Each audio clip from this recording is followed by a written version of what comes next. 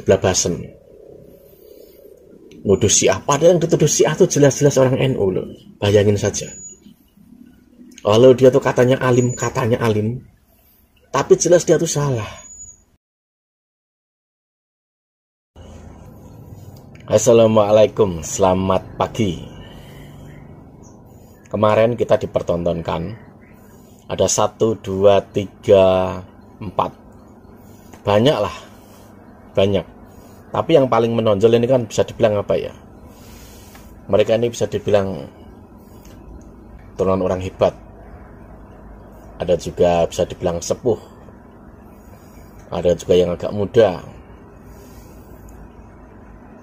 Padahal tendensi kata-kata mereka itu sesungguhnya itu sentimen politik sesungguhnya. Karena apa? Kalau itu asli dari ajaran agama, tidak begitu cara bicaranya.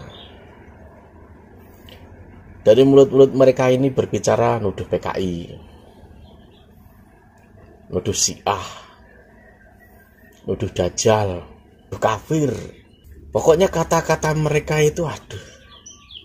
Sedangkan segala hal kata-kata atau ucapan dari orang-orang yang intoleran tidak pernah mereka sentuh, tidak pernah mereka kritisi.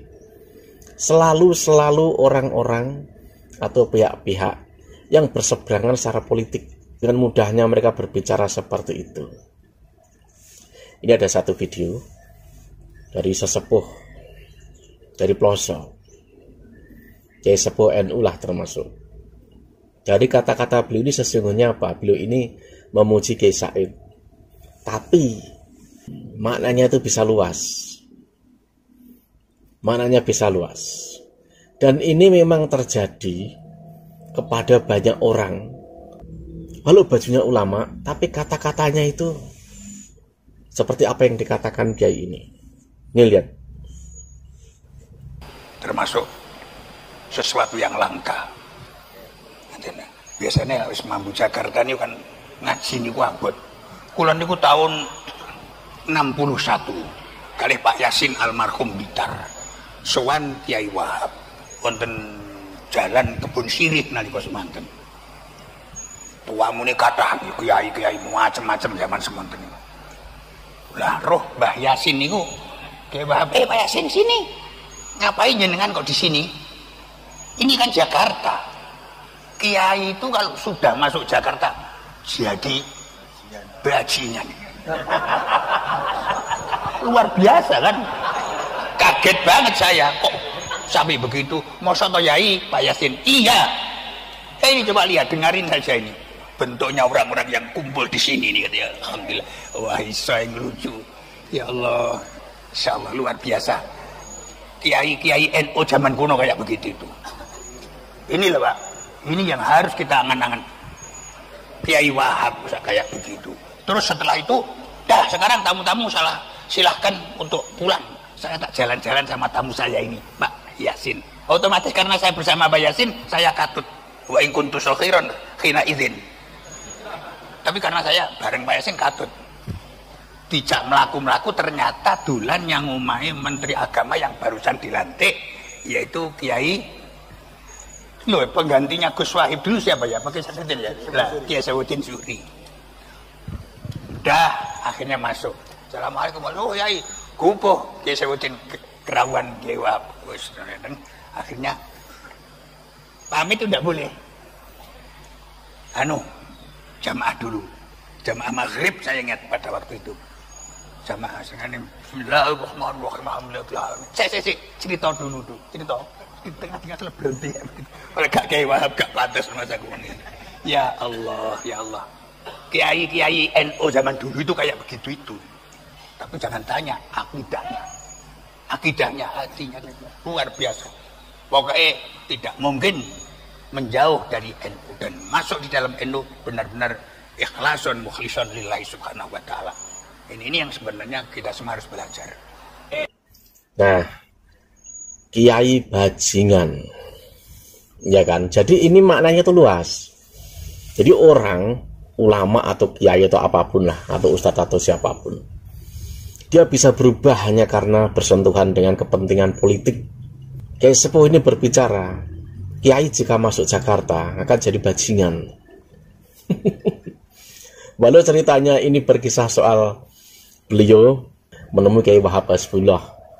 Nah, situ ada kata-kata kiai masuk Jakarta jadi bajingan. Dalam artian ini apa? Dalam artian apa? Godaan jabatan politik dan lain sebagainya. Makanya sekarang ini ada beberapa oknum yang hanya karena politik mulutnya keblabasan, nuduh Syiah. Padahal yang dituduh Syiah itu jelas-jelas orang NU loh. Bayangin saja. Walau dia tuh katanya alim, tapi jelas dia tuh salah. Jadi apa yang dia katakan itu penggiringan opini, menuduh orang yang nggak pilih Anies itu dajjal dan lain sebagainya. Ini udah politik semua, udah perbedaan semua. Ini ada satu lagi video juga dari Kiai Sepuh Ploso. Ini dia. Kiai-kiai tanggung jawabnya datang umat ini luar biasa. Nalika sahabat umat masalah dajjal, mergo Kanjeng Nabi nyeritani dajjal. Dawuh Kanjeng Nabi piye? Ghairu dajjali akhwafuni alaikum. Gitu ya. Akhwafuni alaikum. Selain dajjal ada yang lebih menakutkan bagi saya untuk kamu ini. Sapa? Al-a'immatu dhalun. Ulama-ulama yang sesat.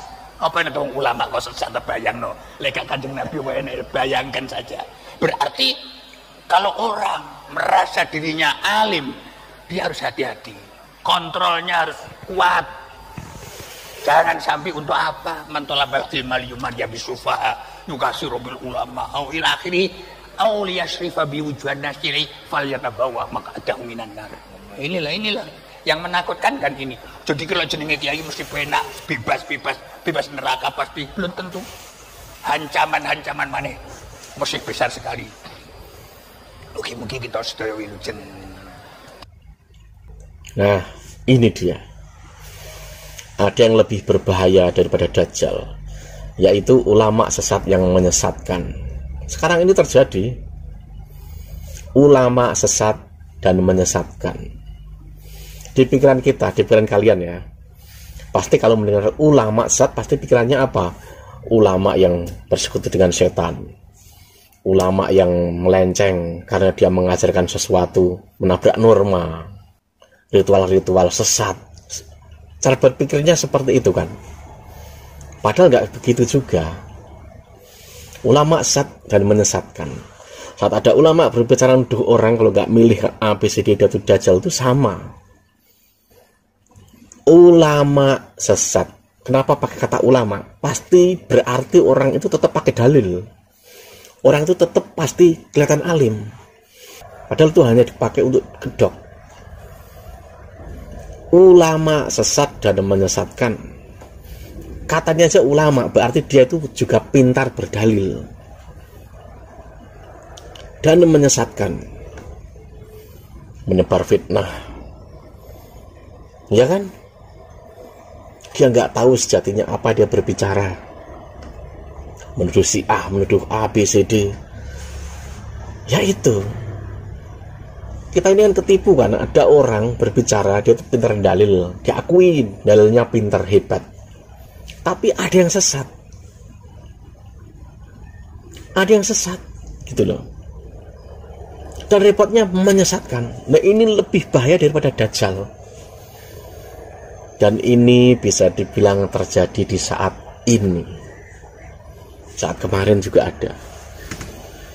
Sekarang juga ada. Bayangin saja ya. Ngaku ulama, tapi dia menebar fitnah. Menuduh A, B, C, D, bayaran. Padahal dia nggak punya bukti. Saya yakin dia nggak punya bukti dan itu salah. Menyebut orang lain yang jelas-jelas itu Sunni, Aswaja, Nahdliyin dengan kata-kata Syiah. Menuduh orang itu mengadu domba, padahal kata-kata dia itu mengadu domba. Kenapa mengadu domba? Karena kata-kata dia tidak sesuai faktanya. Menuduh PKI, padahal itu bukan PKI. Iya kan? Nah, ini bagian itu tadi. Ulama sesat dan menyesatkan. Anda jangan terbodohi dengan saat dia dalil, jangan. Dalilnya tuh posisinya tuh betul, benar, tapi nafsunya dia menggunakan dalil itu tuh salah nafsunya. Dipelintir gitu loh.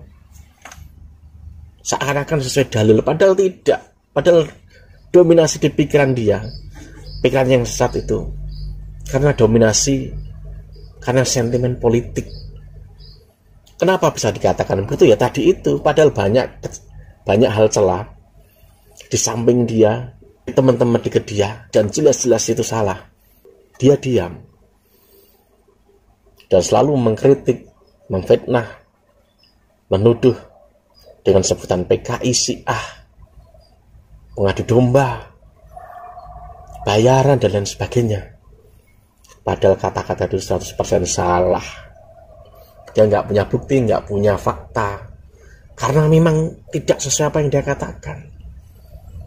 Ya ini bagian dari ulama sesat dan menyesatkan, yaitu tadi. Tentu kita tahu dulu ya, zaman Soekarno saat ditembak gitu, jadi salat Idul Adha, itu pelakunya kan 3-4 itu pelakunya. Di sampingnya Pak Karno saat itu siapa? Ada Kiai Ainul Arifin, ada Kiai Saifuddin Zuhri, ada Kiai Idham Khalid sebagai imamnya. Itu ditembak Pak Karno itu, mereka tuh pakai takbir loh. Mereka pakai takbir pagi-pagi jam 7-an lah.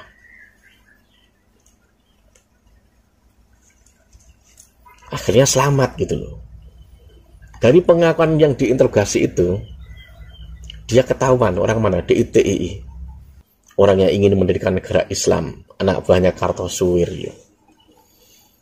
Nah, kubu-kubu ini kan sangat, dulu tuduhannya ke penguasa saat itu sama, PKI, bahkan GNU juga disasar.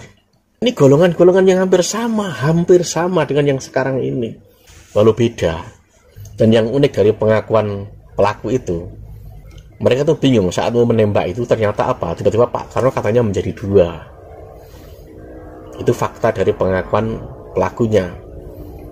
Saat eksekusi mati itu, Pak Karno gak mau menandatangani dan tidak dilakukan eksekusi mati, karena Pak Karno itu berkeyakinan musuhnya itu bukan orang itu, tapi dalang di balik itu.